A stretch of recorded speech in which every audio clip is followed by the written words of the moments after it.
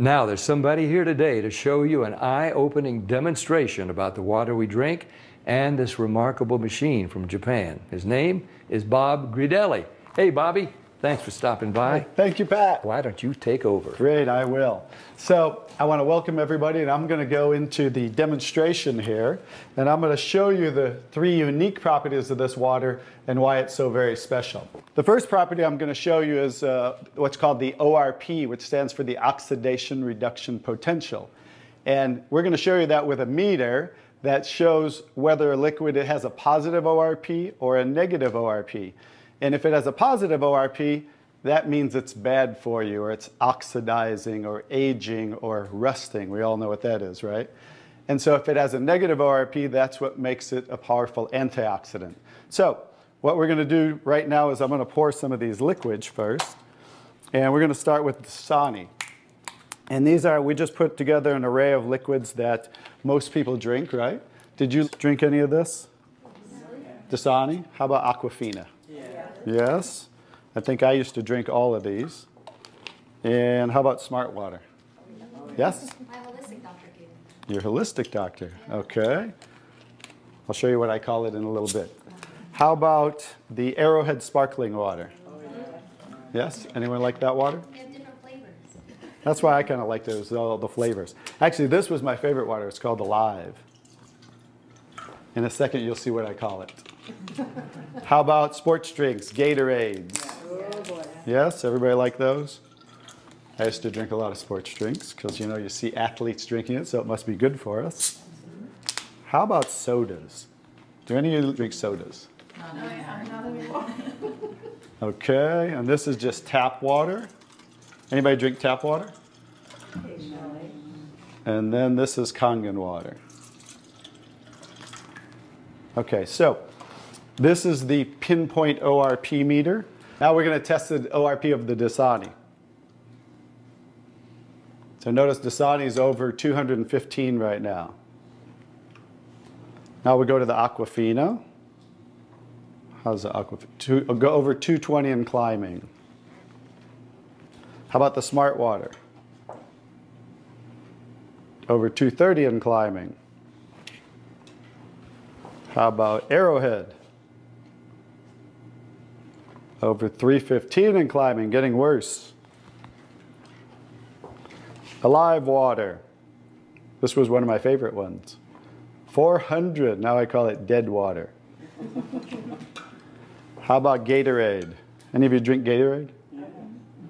Look, 393 and climbing. So remember, the worse, the more positive it is, the worse it is. How about 7-Up? Now, all sodas are pretty much the same, just we use light colored. So you'll see 394 and climbing. How about the tap water? 325. Here's the star of the show, you guys. Look at negative what? Negative 400. Now negative 426. So as you can see, when it has a negative, this is the only water that has a negative. That's why they call it negative water in Japan. That's why they use it in hospitals over there, because all the positive ones are oxidizing, aging, rusting, bad, internally on the body. But the negative water is neutralizing the free radicals, so that's why we want to drink this water and hydrate your body on a regular basis.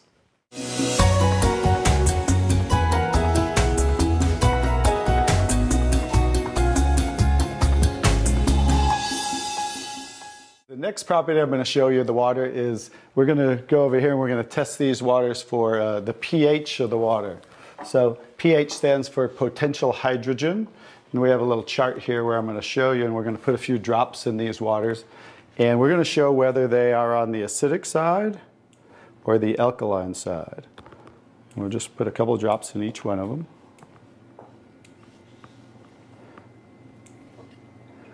We have a nice little pretty colorful display today, right?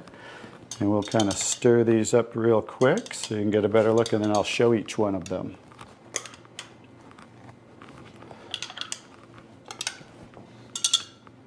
Let's clean that off. Let's clean it off each time. Okay.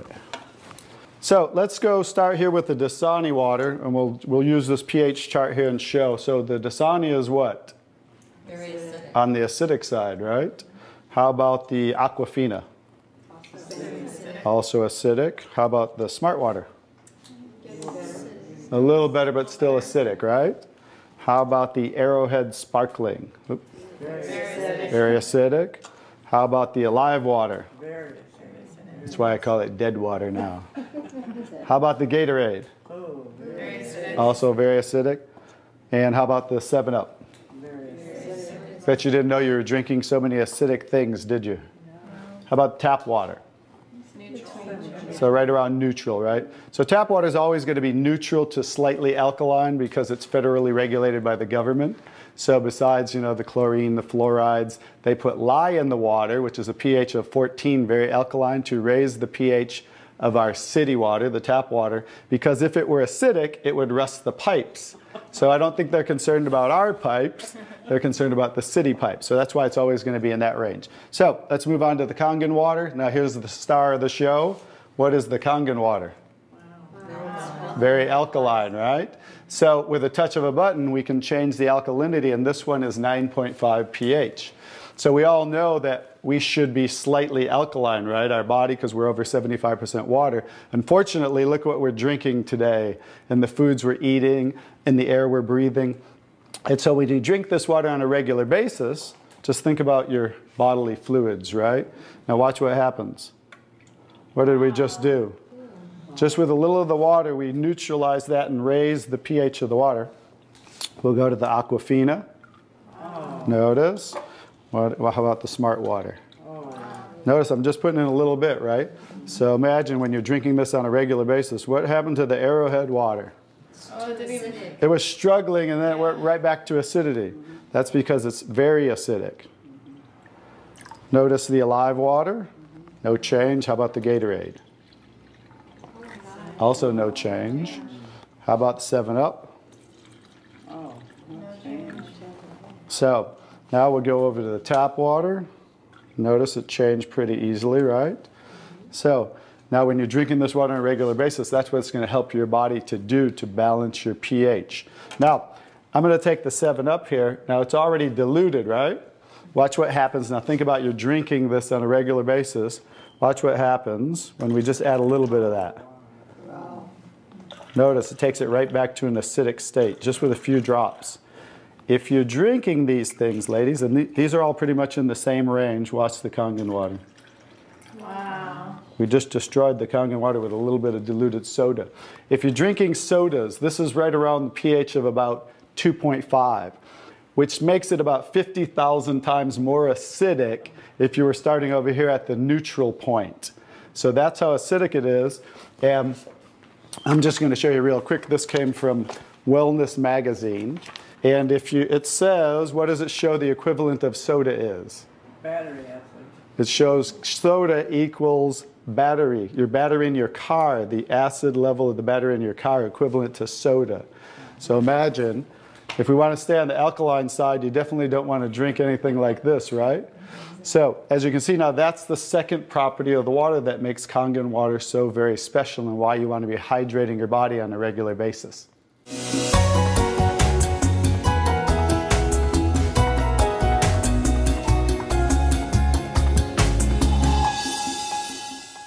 So now I get to show you the third property of the water, which is microclustering of the molecules. And so regular water, like tap water, is about 15 to 20 molecule clusters, whereas Kangen water is about 4 to 6 clusters, so much smaller. And you're going to get to see a visual when I show you that with these green tea bags. So this is Yamamoto green tea.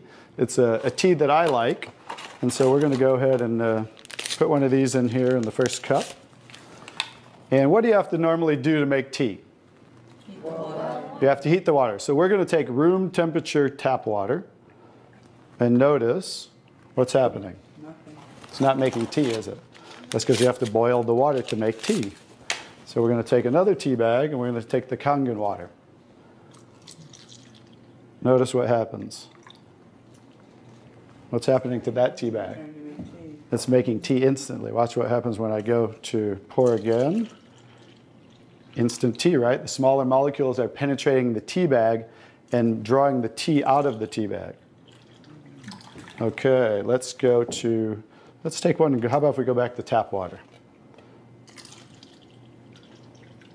No tea, right? So it's not a magic show, so you understand. It's just the molecules are too big to draw the tea out of there. We'll go back to Kangen water.